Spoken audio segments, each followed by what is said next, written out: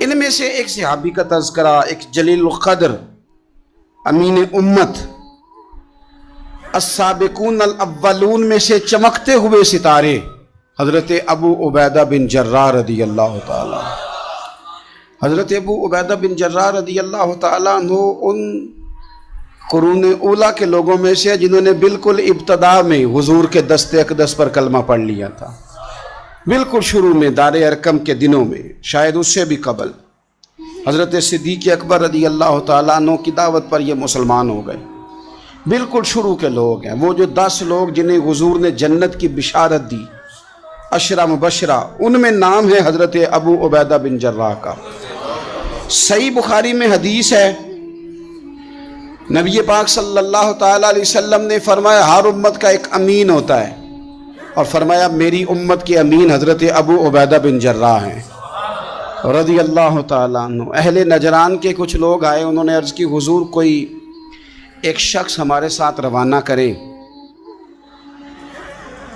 اور بندہ کوئی امانت دار ہو، امین ہو۔ تو حضور مسکرائے، فرمایا میں تمہیں ایسا امانت دار دیتا ہوں کہ وہ اس طرح کا امانت دار ہے جس طرح کا کسی کو امانت دار ہونا چاہیے۔ ختم ہو جاتی ہیں اس سے آگے پیچھے یہ ساری تعریفیں۔ فرمایا اس طرح کے امانت دار کو تمہارے ساتھ بھیجتا ہوں، وہ کون ہے؟ فرمایا حضرت ابو عبیدہ بن جراح۔ اتنے فضائل جس شخص کے ہیں، آپ لوگوں کی کمزوری نہیں ہے، ہماری کمزوری ہے۔ ہم نے چاند ایک صحابہ کے تذکرے کیے، باقی بزرگ ترین شخصیات امت کے سامنے آنے سے وہ اس لیے رہ گئیں کہ ہماری ترجیحات کچھ اور چیزیں تھیں، ہمارے فکر کی جولانیوں میں کچھ اور چیزوں نے جوش زیادہ مارا۔ حضرت ابو عبیدہ بن جراح وہ خوبصورت آدمی ہے کہ ابن ماجہ میں ایک بڑا انوکھا فرمان موجود ہے۔ ابن ماجہ میں حضرت عائشہ صدیقہ رضی اللہ تعالیٰ عنہ سے کسی نے پوچھا کہ نبی پاک صلی اللہ تعالیٰ علیہ وسلم کو سب سے زیادہ محبوب کون ہے؟ حضور کو سب سے زیادہ پیار کس سے ہے؟ تو فرمایا سادی سی بات ہے، ابو بکر صدیق سے، عمر فاروق سے۔ اس شخص نے کہا نہیں، میں ان کے بعد پوچھنا چاہ رہا تھا۔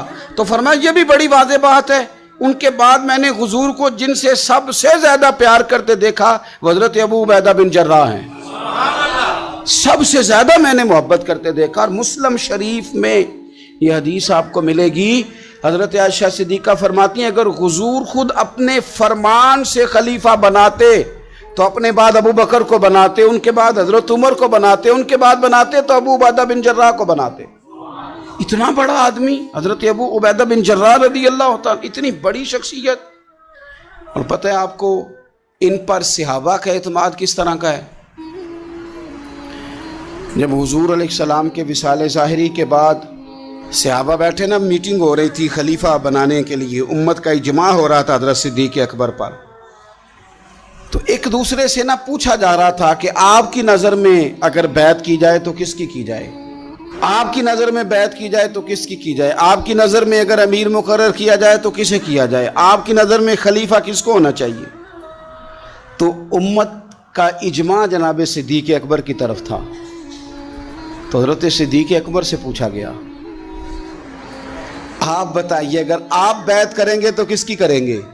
تو حضرت صدیق اکبر نے کہا 2 لوگوں کی، اگر حضرت عمر کو آگے لگاؤ گے تو پھر بھی میں بیعت کر لوں گا، اور اگر ابو عبیدہ بن جراح کو آگے لگاؤ گے تو میں پھر بھی بیعت کر لوں گا۔ میں ان دونوں کی بیعت کرنے کو تیار ہوں۔ یار اتنا بڑا آدمی، کتنے کو کتابیں لکھی جانی چاہیے تھی، کتنے کو دن منانے جانے چاہیے تھے، کتنے کو ان کے نام ہمیں خطبے کرنے چاہیے تھے، کتنے کو تذکار ان ہستیوں کے ہونے چاہیے تھے۔ حضرت عمر فاروق رضی اللہ تعالیٰ عنہ کا وصال ہو رہا ہے، چونکہ جناب ابو عبیدہ بن جراح رضی اللہ تعالیٰ عنہ پہلے وصال فرما گئے تھے، تو جناب عمر فاروق رضی اللہ تعالیٰ عنہ کا وصال ہو رہا ہے۔ کسی نے کہا کسی کو خلیفہ نامزد کر دیں، فرمایا 6 لوگوں کی میں نے کمیٹی بنا لی ہے، کسی کو بنا لینا۔ ہاں اگر آج ابو عبیدہ بن جراح ہوتے تو پھر میں کمیٹی نہ بناتا، پھر میں ان کو امیر بناتا، اور اگر رب مجھ سے پوچھتا کہ عمر کس کو امیر بنا کے آئے ہو تو میں کہتا اے اللہ جسے تیرے نبی کریم نے امین فرمایا تھا۔ انہیں میں امیر بنا آیا ہوں. اتنے بڑی شخصیات، اتنے بڑے نام، اتنا بڑا مرتبہ. اور پھر 2 ہجرتیں کی حضرت ابو عبیدہ نے. حبشہ بھی گئے، مدینہ بھی آئے، ہر جہاد میں شامل ہوئے. اور عشق کے امتحان دینے کی باری آئے تو سب سے پہلے دیے. زرہ کی 2 کڑیاں ٹوٹ کے احد کے میدان میں حضور کے رخساروں میں پیوست ہو گئی تھی.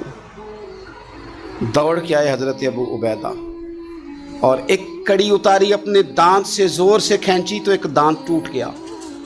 پھر دوسری کڑی زور سے نکالی حضور کے رخسار نور سے تو دوسرا دانت ٹوٹ گیا. لیکن حضور کی تکلیف برداشت نہیں کر سکے. عجیب امتحان لیا ان کی محبت نے بھی، عجیب امتحان لیا. اعظم بلا سے اپنی وہ ہستی ہی کیوں نہ ہو، جو چیز اس کی راہ میں حائل ہو پھونک دو. عجیب امتحان لیا. احد کے میدان میں ان کے والد ان کے مقابلے میں آ گئے تھے. یہاں تو مقابلہ ہوتا ہے نا دولت اور دین کا، تو لوگ کمزوری دکھا جاتے ہیں. وطن اور دین کا تو لوگ کمزوری دکھا جاتے ہیں. یہاں تو مقابلہ ہوتا ہے نا ہمارا اپنے نفس کی خواہشات اور دین کا، تو غلبہ کچھ اور چیزیں لے جاتی ہیں، لیکن سامنے باپ ہے اور اس طرف دین ہے، حضور کی محبت ہے، نبی پاک کی غلامی ہے. مقابلہ ہو رہا ہے، قبول کس کو کرنا ہے؟ تو حضرت ابو عبیدہ نے پھر فیصلہ کیا، میدان احد میں تلوار اٹھائی اور باپ کی گردن کاٹ کے پھینک کے لوگوں کو بتایا کہ کائنات میں ہم سب سے بڑھ کے پیار کرتے ہیں تو مدینے والے محبوب سے کرتے ہیں. اتار دی گردن باپ کی. حضرت ابو عبیدہ بن جراح رضی اللہ تعالیٰ عنہ نے اس طرح قربانیاں پیش کی. میدان کے آدمی تھے، میدان میں رہے، ساری زندگی میدان میں رہے، لشکروں کی قیادت کی ساری زندگی. حضرت ابوبکر صدیق رضی اللہ تعالیٰ عنہ نے ان کو جہاد کے لیے بھیج دیا تھا. حضرت عمر کا بڑا اعتماد رہا. دوستی کس سے تھی؟ حضرت معاذ بن جبل سے. گہرے دوست کون تھے؟ حضرت خالد بن ولید. ان لوگوں سے گہری دوستی تھی. سادہ بود و باشت، سادہ کھانا، سادہ اٹھنا بیٹھنا، سادہ مزاج. حضرت عمر فاروق رضی اللہ تعالیٰ عنہ ملک شام گئے، یہ بھی ملک شام میں تھے. جناب عمر فاروق کے مزاج میں جلال تھا.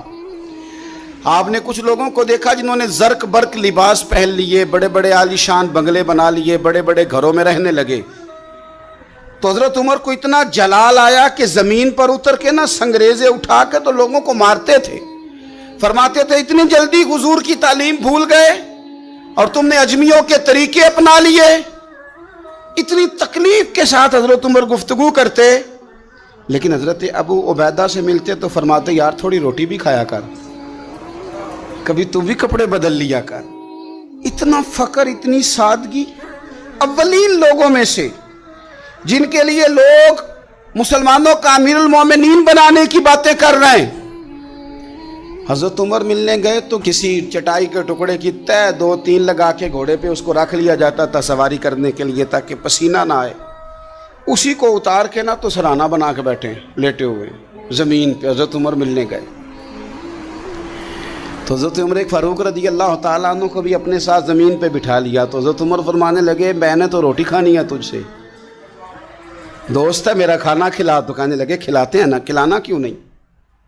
یہ بھی لوگ تھے، اسی دھرتی پہ رہتے تھے. ان لوگوں کو نا کسی چیز نے اپنے قبضے میں نہیں لیا. نہ عورتوں کی باتیں انہیں بہلا سکیں، نہ بچوں کی خواہشات کے ہتھے چڑھے، نہ زمانے کی تیز دوڑ میں شامل ہوئے، نہ کسی کہانی کا حصہ بنے، نہ لوگوں کی یہ باتیں کہ دور بدل گیا. کوئی چیز ہیوی نہیں ہوئی، اس لیے کہ انہوں نے فقیری مدینے والے محبوب سے سیکھی تھی. فقر میرے نبی کریم علیہ السلام سے سیکھا تھا. فقر تازہ تھا، ذہن وسیع تھا. حضرت سیدنا عمر نے کہا روٹی کھانی ہے تو تھیلے میں ہاتھ ڈالا، 2 خشک ٹکڑے روٹی کے نکالے اور فرمایا کھا لے. تو حضرت عمر نے پکڑ کے منہ میں رکھے، چبائے اور جناب عمر رو پڑے. فرمانے لگے ہر بندے کو دنیا نے اپنے قبضے میں کر لیا ہے، لیکن ابو عبیدہ تو آج بھی بچا ہوا ہے. دنیا تجھے اپنے جال میں پھنسا نہیں سکی، تو قابو نہیں آیا، تو آج بھی اپنی جگہ پہ قائم ہے.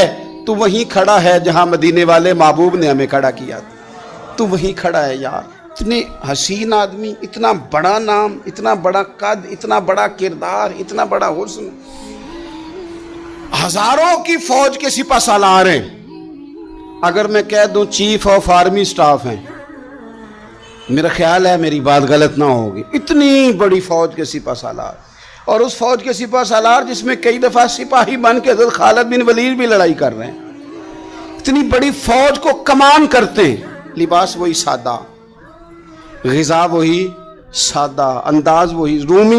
رومی بہت بڑی طاقت سمجھتے تھے اپنے آپ کو۔ جناب عمر کے زمانے میں ان کے خلاف لشکر کشی ہوئی، امیر کون ہے؟ حضرت ابو عبیدہ۔ ہاتھ میں تلوار پکڑی، گھوڑے پہ بیٹھے چلے گئے، محاصرہ کر لیا رومیوں کا، گھیر لیا۔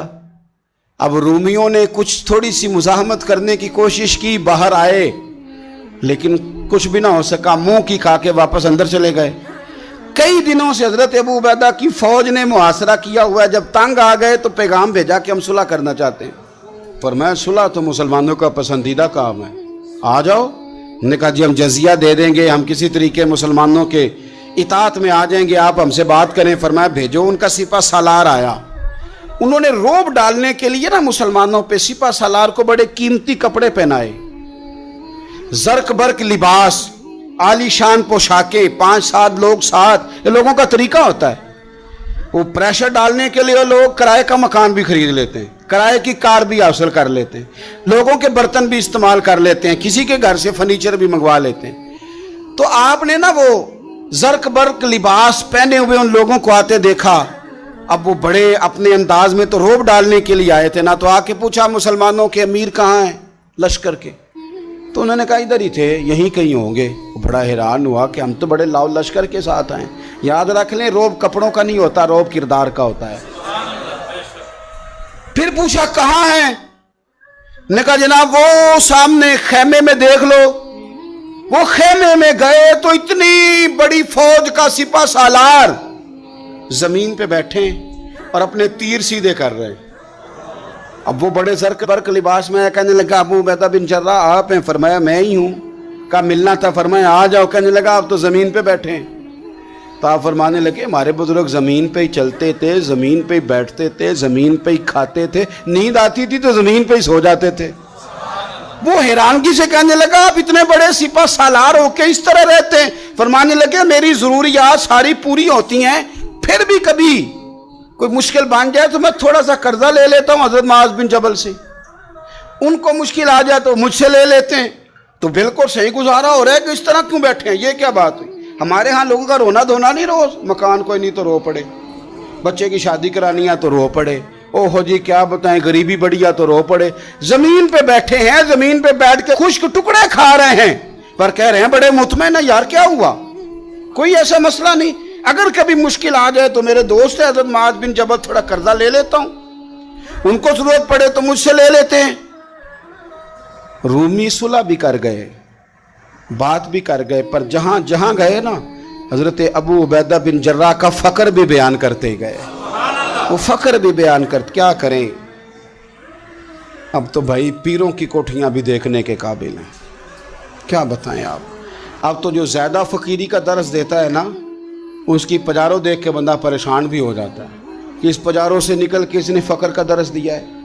اب تو جناب لوگ یہی کہانی آ کے سناتے ہیں، یہی کہانی، یعنی کچھ امیر لوگ ہیں وہ کئی دفعہ جلسوں کا ٹائم لینے آتے ہیں تو لگتا ہے کہ پیرانے پیر ہیں، یہ کہتے ہیں فلانے پیر صاحب بھی میرے پاس آتے ہیں، فلانے بھی آتے ہیں، فلانے بھی آتے ہیں، فلانے بھی، شکر ہے جی اللہ کا، فلانے کو فون کروں تو وہ آ جایا کرتا ہے۔ میں نے ایک سے کہا، میں نے کہا یار آپ نے لیا کیا، سیکھا کیا؟ آپ تو ابھی بھی وہاں کھڑے ہیں کہ دولت ہی سارا کچھ ہے، کیا لیا آپ نے اتنے پیروں کو بلا کے، حاصل کیا کیا، ملا کیا؟ آج بھی اگر وہیں کھڑے ہو تو پھر آپ نے فقر سے کیا سیکھا؟ کچھ بھی نہیں۔ پھر تو آپ نے نا، میں پہلے بھی ایک دن کہا تھا، پھر کہتا ہوں، میں کہتا ہوں ہمیں برانڈ نہ بنایا کرو، خدا را مشہور آدمی سمجھ کے دعوت نہ دو، دین کا خادم سمجھ کے دعوت دو۔ ایسا کام نہ کرو کہ فلانا بندہ بڑا مشہور ہے تو اس کو دعوت دے لے۔ کبھی کبھی بڑی تکلیف، میں ابھی تھوڑے دن پہلے بڑے لمبے سفر پہ تھا، صبح میں 8:30 گھر سے نکلا، 8:30، اور میں 2-2:30 بجے وہاں پہنچا، لیکن 10 کیمرے لگے ہوئے، آپ کی کار سے نکلنے کی فوٹو، آپ کی بیٹھنے کی فوٹو، آپ کے آنے کی فوٹو، میرے گھر میں داخل ہونے کی فوٹو، فریزر کے ساتھ فوٹو، اندر والے دروازے کے ساتھ فوٹو. کیا میرا مطلب ہے معاملہ ہے. اب آپ کے سامنے 15 کیمرے چل رہے ہیں، آپ ٹانگ بھی سیدھی نہیں کر سکتے کیونکہ آپ کو بڑا سیٹ ہو کے بیٹھنا ہے، فوٹو ہو رہی ہے.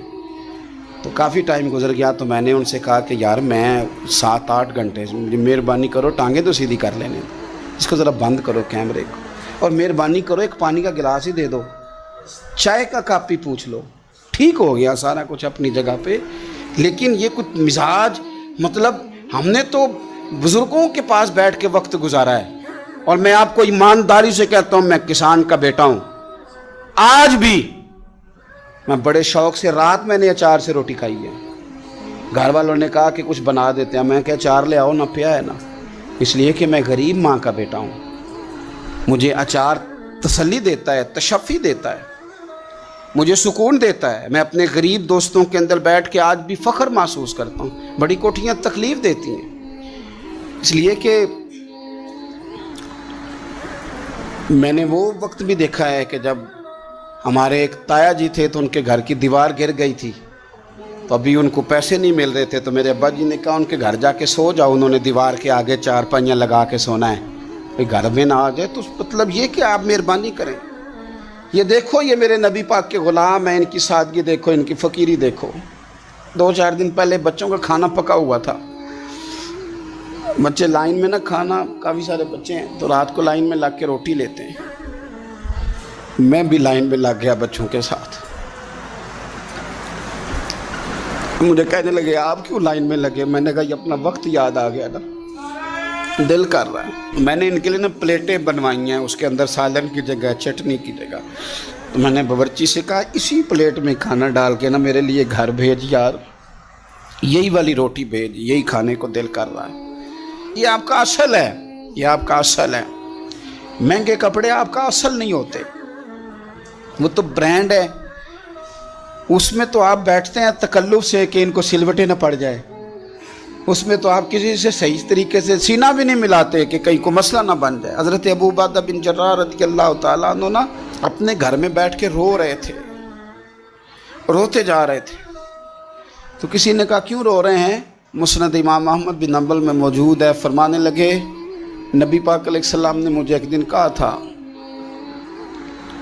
کہ فتح ہو جائے گی، بڑے بڑے علاقے فتح ہوں گے، تو اپنے آپ کو سنبھال کے رکھنا. 3 خادم تیرے لیے کافی ہیں، ایک جو گھر میں کام کاج کرے، ایک جو تیری خدمت کرے، ایک جو تیرے سفر میں جائے، اور 3 سواریاں تیرے لیے کافی ہیں. زیادہ لوگوں نے بڑے بڑے جانور رکھے ہوتے تھے نا، 3 سواریاں ابو عبیدہ تیرے لیے کافی ہیں. ایک تیرے سفر کے لیے، ایک مال و اسباب اٹھانے کے لیے، ایک تیرے غلام کے لیے. زیادہ مال نہ جمع کرنا. یہ بات کرتے ہوئے رو پڑے. فرمانے لگے ہم لوگ اس جگہ رہ نہیں سکے جہاں حضور نے کھڑا کیا تھا. میرا استبل گھوڑوں سے بھر گیا ہے اور میرے گھر میں غلام بھی زیادہ ہیں. حالانکہ صحابہ کہتے ہیں کہ کچھ ایسا نہیں تھا، لیکن چند چیزیں جو موجود تھی ان پر بھی روتے تھے. اور فرماتے تھے نبی پاک صلی اللہ علیہ وسلم نے فرمایا تھا قیامت کے دن میرے زیادہ قریب وہ شخص ہوگا کہ جس طرح میں چھوڑ کے جا رہا ہوں قیامت میں مجھے اسی طرح ملے. فرمانے لگے میں اس طرح نہیں رہ سکا، سوچتا ہوں نبی پاک کو کیا منہ دکھاؤں گا، کیا منہ دکھاؤں گا کریم کو. رو رہے ہیں گھر میں بیٹھ کے، رو رہے ہیں. ملک شام میں نا طاعون کا مرض پھیل گیا. حضرت ابو عبیدہ وہاں تھے. حضرت عمر نے خط لکھا، فرمایا جلدی آ جاؤ، آپ سے مشورہ کرنا ہے. آپ سمجھ گئے کہ عمر نا مجھے یہاں سے نکالنا چاہتے ہیں کہ مجھے مرض نہ لگ جائے. جواب لکھا، کہنے لگے مجھے پتہ ہے جو مشورہ آپ نے کرنا ہے. میں مسلمانوں کو اکیلا چھوڑ کے نہیں آ سکتا، میں لشکر کا سپہ سالار ہوں، کیسے آ جاؤں؟ میں یہی رہوں گا. حضرت عمر نے خط لکھا کہ پھر آپ جابیہ کی جانب بھی چلے جائیں، تھوڑے سے وہاں موسم ٹھیک ہے، وہاں تشریف لے گئے. طاعون جب پوری طرح پھیل گیا تو منبر پہ کھڑے ہو کے حضرت ابو عبیدہ بن جراح نے خطبہ دیا. فرمانے لگے اس مرض سے گھبرانا نہ، تم سے بہت پہلے جو صالح لوگ تھے، نیک لوگ تھے، وہ اس مرض کی وجہ سے وصال کر گئے. یہ نیک لوگوں کی موت کا سبب بنا ہے. لوگوں گھبرانا نہ، فرمایا کرتے تھے میں تو دعا کرتا ہوں مجھے بھی خدا کی رحمت سے حصہ ملے۔ آپ جمعے کی نماز مسجد اقصی میں پڑھنے جا رہے تھے تو رستے میں طاعون کا حملہ ہوا، وصال ہوا طاعون کے مرض سے۔ عشرہ مبشرہ صحابی، امین امت، 58 سال عمر، جنازہ حضرت معاذ ابن جبل نے پڑھایا اور فرمانے لگے لوگوں پتہ ہے تمہیں آج کون گیا ہے؟ آج وہ گئے ہیں جنہیں حضور نے امین امت کہا تھا، آج وہ ہستی اٹھ گئی جنہیں نبی کریم علیہ السلام نے امین امت فرمایا تھا۔ حضرت معاذ ابن جبل نے جنازہ پڑھایا تو کچھ دنوں میں حضرت معاذ ابن جبل بھی طاعون کے مرض سے وصال کر گئے، ان پر بھی یہ حملہ ہوا۔ ملک شام میں حضرت ابو عبیدہ بن جراح کا مزار پر انوار ہے، حضور سے فقر سیکھا، زندگی فقیری میں گزاری۔ ان لوگوں نے کسی مقام پہ بھی اپنے آپ کو حضور کی تعلیمات سے پیچھے نہیں کیا، عظیم لوگ تھے۔ ان کی زندگیوں کو پڑھیں، ان کے اقوال کو سنیں، ان کے ارشادات پر غور کریں، اور بڑے اعلیٰ ظرف تھے۔ حضرت خالد بن ولید گورنر تھے صوبے کے، جناب عمر فاروق نے ان کو معزول کر کے حضرت ابو عبیدہ بن جراح کو تعینات کر دیا۔ ان کو جب تعینات کیا تو ادھر جنگ جاری تھی، تو انہوں نے نا وہ تعیناتی کا جو رکا تھا وہ جیب میں ڈال لیا، بتایا ہی نہیں، جنگ ہوتی رہی۔ حضرت خالد بن ولید کو کسی اور نے بتایا تو فرمانے لگے بعد میں آپ نے مجھے بتایا کیوں نہیں؟ آپ فرمانے لگے کوئی جلدی تو تھی نہیں، حالانکہ گورنر بنا دیے گئے اور جنگ ہو رہی تھی۔ میں نے کہا چلو بعد میں بتا دیں گے، کوئی مسئلہ نہیں۔ ایک دفعہ حضرت ابو عبیدہ بن جراح کو معزول کر کے حضرت خالد بن ولید کو سپہ سالار بنایا گیا، تو آپ فرمانے لگے سن خالد، جتنی خوشی مجھے اپنے سپہ سالار بننے کی ہوئی تھی اس سے بڑھ کر تیرے بننے کی ہوئی ہے۔ کسی جگہ کسی عہدے کا لالچ نہیں، کسی جگہ کوئی دنیا داری نہیں، فقر، فقیری، درویشی، سادگی، حسن تھا۔ عشرہ مبشرہ لوگوں میں سے تھے۔ اللہ کے حضور دعا ہے مالک کریم سمجھنے کی توفیق عطا فرمائے۔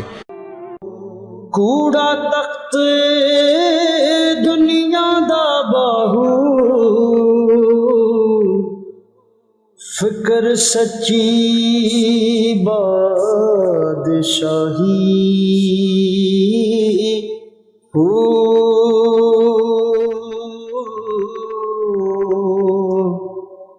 جس دل سے میں اللہ دا چمکے عشق بھی کردہ ہلے